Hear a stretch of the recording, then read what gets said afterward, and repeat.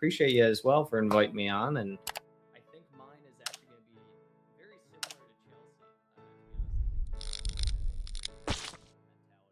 What's kind of killing a lot of people these days when it comes to Amazon's? My hidden problem for this killing Amazon growth. I want to talk about a little timely news, and that is wrong dimensions that are silently eating your profits. But more specifically, we're going to dig into a couple of things around Amazon and FBA logistics in general today, primarily just because, again, pertinent here in coming weeks, we're going to see a fuel surcharge that a lot of people know about. Your profitability is constantly in danger on Amazon, in my opinion, at this point in time. Trying to save every penny, every dollar you can is exceptionally important. And this is one of the, I think, simplest things that pretty much every single seller should be learning and should be doing, regardless of size. The larger you are, the more impactful it is from a bottom line revenue perspective. But even small sellers, doing 100 units a month, even less than that, this is something that is definitely going to be exceptional for you, I should say. So let's kind of dig in a little bit here. So the very first thing is the dimension problem. So when I talk about the dimension problem, it's something that has been around for pretty much as long as Amazon itself has been around. And I think pretty much every single person on this call could probably also agree that at some point in time, there has been a problem with your dimensions or what you have been charged from Amazon. So Amazon measures pretty much every single package that leaves its facility with a product called a Cubiscan. Cubiscans are nothing new. They've been around for 2-3 decades at this point in time. Cubiscan is a machine that basically measures your entire package, the weight of your package, the total dimensions of it as well. And that is how Amazon actually calculates what they charge you for your fulfillment fees. Now, a couple of things when we are looking at this, your measurements can change from order to order. They can change based on the specific fulfillment center. There was actually a issue maybe 5 to 8 years ago with one specific fulfillment center in, I believe, South Dakota that was basically double charging people on fulfillment because they were not putting products into the right dimension boxes. And so this is something that has been going on for a very long time. And so they will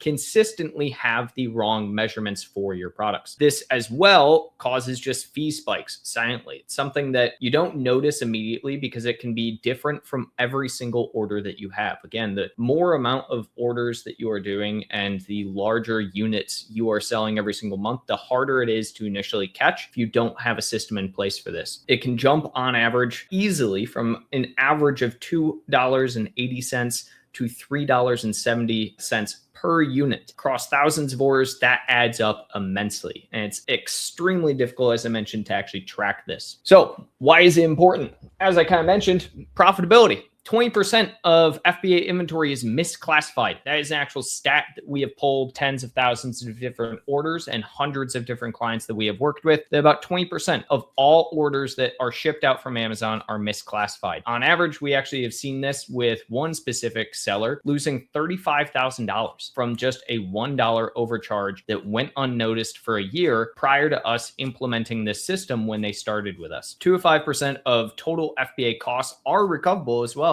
for all of these. It's one of the bigger things that I think a lot of people out there don't realize is that you can actually recover a lot of these costs as well. $940 overcharged in just 4 months on a single misclassified ASIN is something that we saw with a client that joined us just last month, which we were able to thankfully recover for them. Huge impact as well with this is talking about the 3.5% fuel surcharge. So for those that are uninitiated or haven't seen the news as of last week that got broken, Amazon, effective on April 17th, is adding a 3.5% fuel surcharge. This is just to do with what Amazon is claiming, just to be with the fact that oil and gas prices are going higher and higher, regardless of the fact that, majority of their fulfillment vehicles are EVs, but we won't get into that, I suppose, today. On average, this is going to be 17 cents per unit increase for everyone. So that's a fairly sizable. If you're selling something for only $15, $20, doesn't seem like much, but if you're selling at 10,000 units, that's $1,700 on average per month that is out of your pocket now. It's going to stack up immensely over the course of time. And the worst part is that if you have the wrong dimensions, it is going to amplify that hit, because if you add an additional $1 or $1.50 onto your total fulfillment charge, an additional 3.5% amplifies that over the course of time. So this is why it's even more impactful right now to really be focusing on this. Moving into this, how do the dimensions actually even go wrong? I think that's a question that a lot of people have at the end of the day. And there's a lot of ways this can happen. Cubiscan errors, it's actually super common, even though this technology has been around for 2 or 3 decades. It doesn't matter.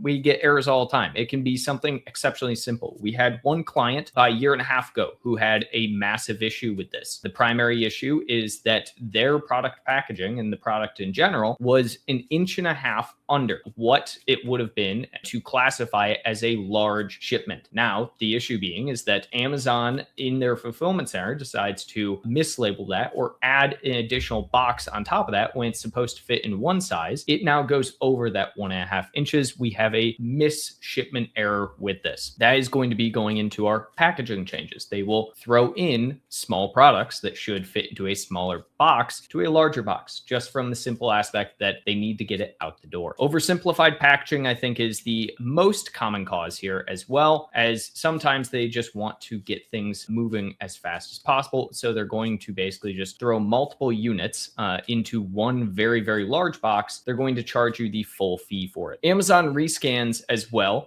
where they will remeasure your packaging multiple times and you get a larger on the rescan. And this is something we've seen a couple of different times when asking for an initial rescan. If you only ask for a single unit, Amazon may take that single unit. It may actually scan larger the first time, again, going back to number one, which is the Cubiscan errors. And then finally, variable measurements. At the end of the day, Amazon is working with tens, millions of different units and different orders per day. Most everything is as automated as it possibly can be, but that doesn't mean that it's infallible. And so you're going to get some variability in every single product, especially if you're selling something that is not in a very standard, rigid, just Amazon box at the end of the day. What you should be doing. A couple of different things that we set up that we do on every single account at this point in time for every client, and something that we consistently are monitoring. First and foremost is a monthly fee preview audit. What this means is basically going through every single line item within your actual fee preview. One of the great things in this day and age with AI is that this has been exceptionally expedited by being able to analyze it much faster than historically. But comparing Amazon's dimensions against your actual product specs for every single one of your ASINs within the catalog. So obviously it gets a little bit more complicated the larger your catalog is, but it is exceptionally important. Secondarily would be requesting Cubiscan remeasurements.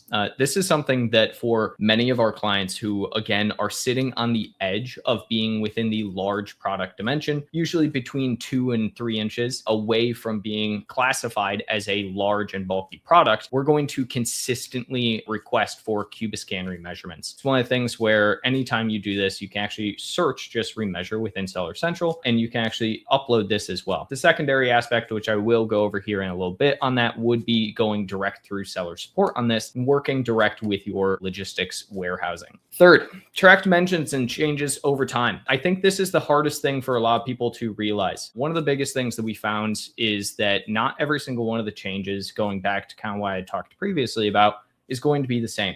There's a lot of variability here. And so whenever we're doing this, we actually track dimensional changes over time to see what the common causes are across different products. More often than not, you're going to see the same consistency across 1 or 2 of your different ASINs based on the overall sizing of them as well. You can always as well file for retroactive reimbursement. With the retroactive reimbursements, you can always ask for reimbursements as long as it's within the 90-day window for fee disputes. This goes back to that aspect why doing a monthly fee audit is exceptionally important. The faster you catch this, the more likely it is that you are going to get reimbursed for anything. And then finally, this one is a little odd, but optimize your product packaging.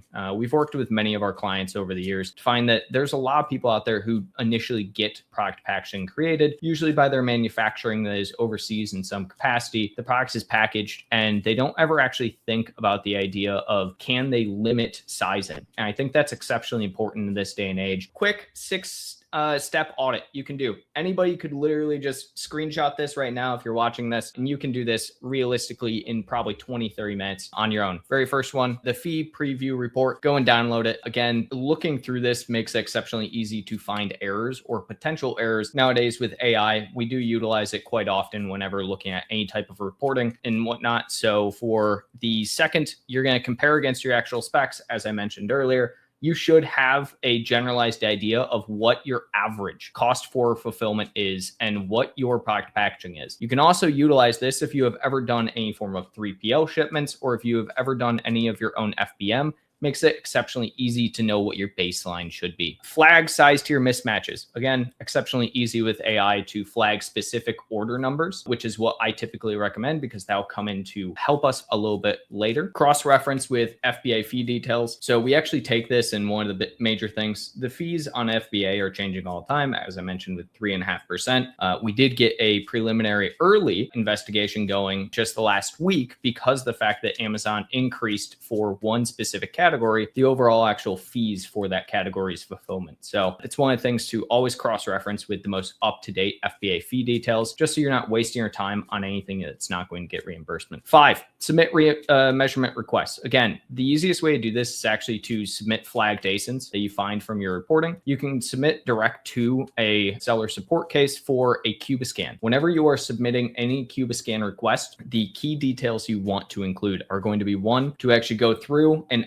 ask for them to do a multi-unit Cubiscan remeasurement. And the big aspect behind that is that if you ask them to just do a Cubiscan remeasurement, they're just going to pull a single unit. You need to ask specifically for a multi-unit. This is, one, going to give you an average, because Amazon's always going to want to take the highest, whatever the highest dimensions are for the Cubiscan. So if you ask for a multi-unit, it will do an average aggregate across the board. And then finally, once you have all of this as a reference point as well, you can file for reimbursement cases. If you see any errors and you've confirmed them again via that Cubiscan, you can, one, reference your specific case number for that Cubiscan, as well as reference each individual order number that you did from your fee report. The math is kind of there. Adds up pretty fast. I add this in just to get a general idea. This is actually math direct from one of the clients. So if we're looking at this, average cost for small, 281, in wrong dimensions for the large, 370. Over the course of time, that adds up significantly. And then as well, with the new 3.5% fuel surcharge on the wrong fees, on average, it's going to add an extra 13 cents, which you wouldn't think is a ton. But again, when you're doing, 1,000 units, 5,000, 10,000, adds up a ton. $60,000 just going to Amazon and,